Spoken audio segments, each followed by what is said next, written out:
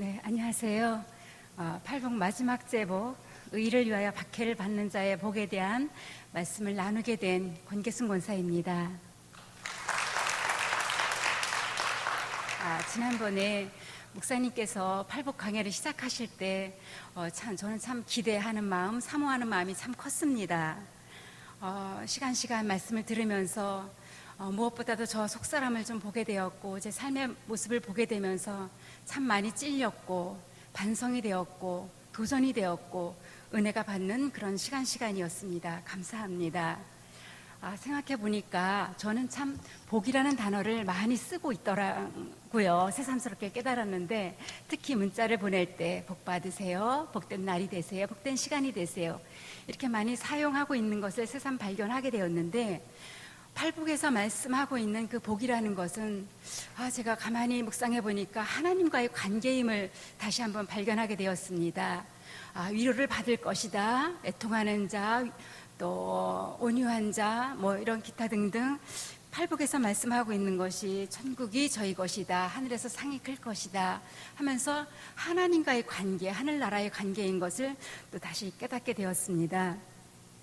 제가 언젠가 오래전에 아마 방송 설교를 통해서 들었던 것 같아요. 어떤 목사님께서 이 팔복을 잠깐 말씀을 하셨던 것 같은데 7가지 복을 행할 때에 마지막 의를 위하여 박해를 받을 수 있는 그런 삶을 살아갈 수 있다는 그런 말씀을 듣고 참 그렇구나 했는데 가장 어려운 의를 위한 박해에 대한 말씀을 나누라고 하셔서 참 저는 막막했습니다.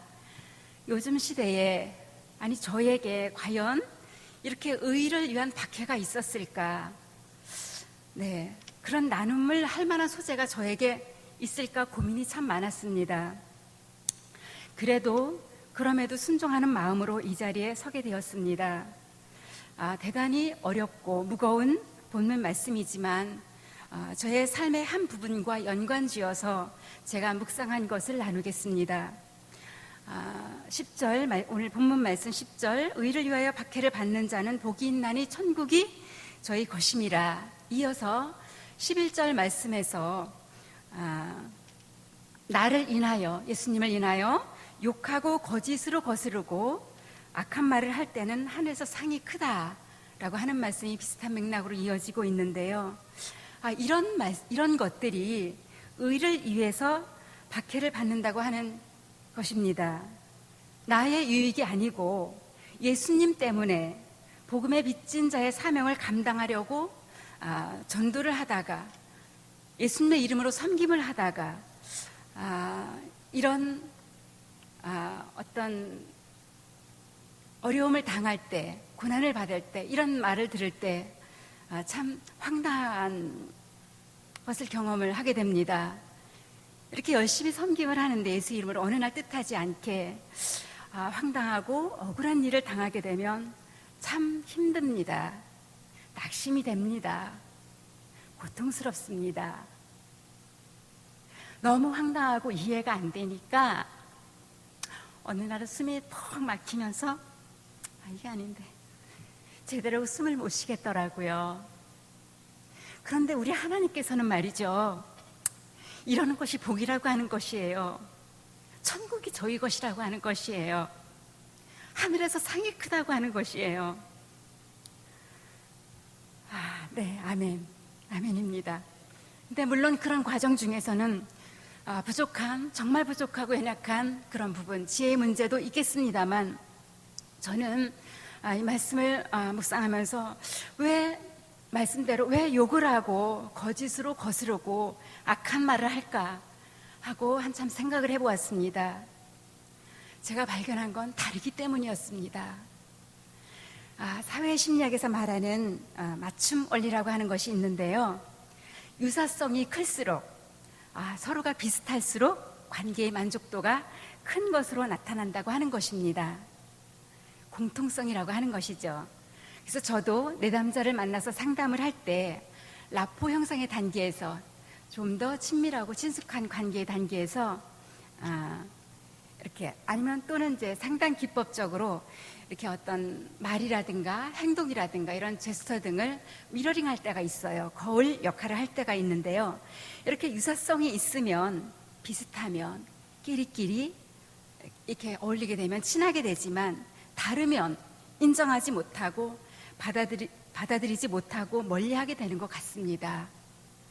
성경에서 대표적으로 고난받았던 사도 바울은 오직 복음을 위하여 목숨을 걸고 전할 때 그 당시에 믿는 사람들과도 매우 달랐습니다. 박해와 고난을 참 많이 받았습니다. 오직 복음을 위하여 최선을 다해서 열심히 전하면, 열심히 사역하면 그 수고를 칭찬하고 롤 모델로 삼기보다는 11절 말씀처럼 욕하고 거짓으로 거스르고 악한 말을 하게 되는 것 같습니다. 가장 가까운 곳에서부터 가정, 친구, 거기서부터 대충 했으면 하는 눈치가 옵니다. 남들처럼 비슷하게 하지 왜 별나게 하느냐, 혹시 뭐가 잘못된 건 아니야? 그렇게 하다가 나아가서는 색안경을 끼고 보기도 하고 정말 엉뚱하고 황당한 말을 하게 함으로써 당사자는 고난을 받게 되는 것 같습니다.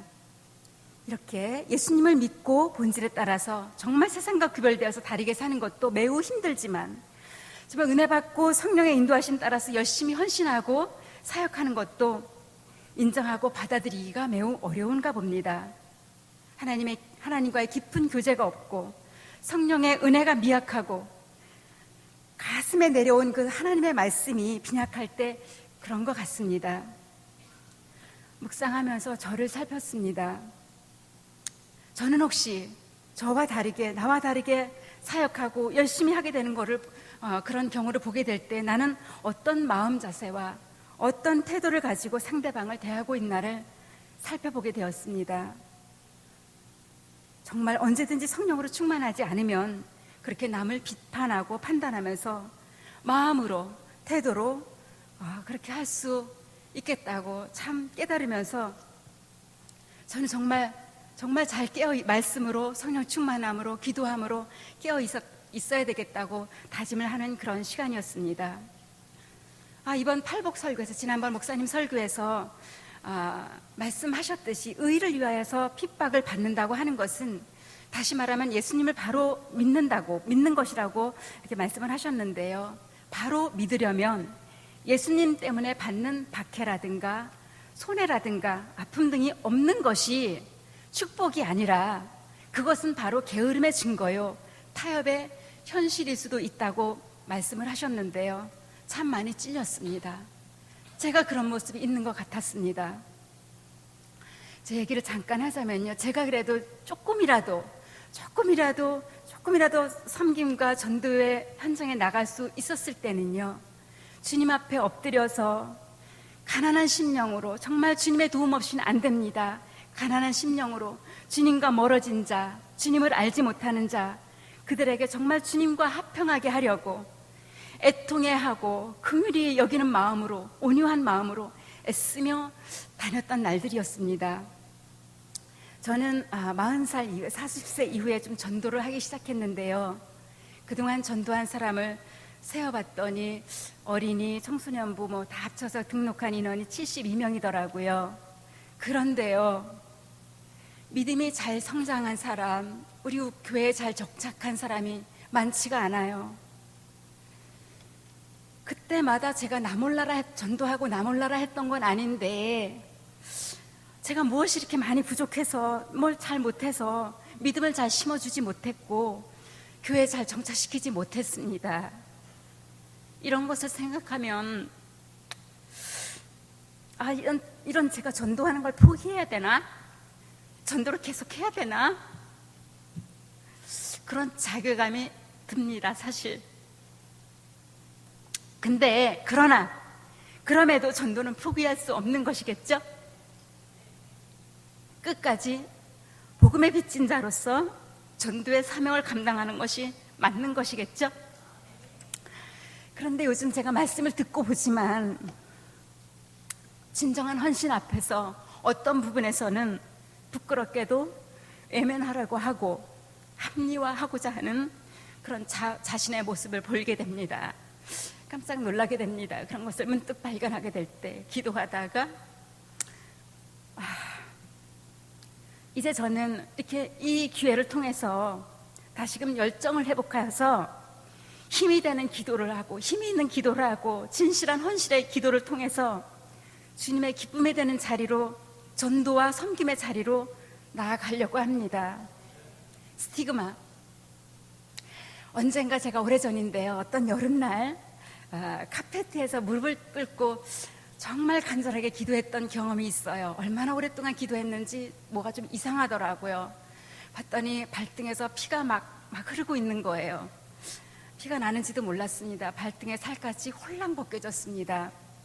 그땐 정말 쓰리고 너무너무 아팠지만 나중엔 스티그마, 그 흔적이 저 자신에게 아주 자랑스럽고 스스로에게 대견스러웠습니다.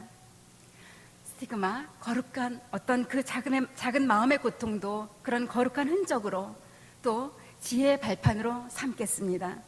정말 이제 예수님을 바르게 믿기 위해서 세상과 다르게 살겠습니다. 기존의 신앙의 모습과 다르게 살 수밖에 없다고 깨달은 것이 제가 이번에 묵상한 것이었습니다. 그러다 보면 어쩌면 다르기 때문에 가까운 이들로부터, 어쩌면 가정에서부터, 아니면 믿지 않는 사람으로부터, 아니면 같이 믿는 어떤 공동체 안에서도 혹시 어려움을 당할 수도 있을지 모르겠지만, 그럼에도 불구하고 예수님을 바로 믿기 위해서는 다르게 살아야 한다고 저는 생각을 했습니다. 이것이 의를 위하여 사는 것이 아닌가, 저는 그렇게 생각을 했습니다. 그러면 하늘의 상급이 크대요. 하늘이 천국이 저희 것이고 하늘에서 상이 크다고 말씀하셨는데요, 저는 이제 오직 가난한 심령이 되어서 정말 칠복을 하나씩 이루는 그런 삶을 통해서 심에 온 의, 저도 애웠습니다. 네, 이 팔복을 이루며 나아가는 그런 애쓰며 나아가는 주님의 기쁨이 되는 그런 사람이 될 것이며 영적으로 부유한 삶을 살 것입니다. 파이팅! 감사합니다.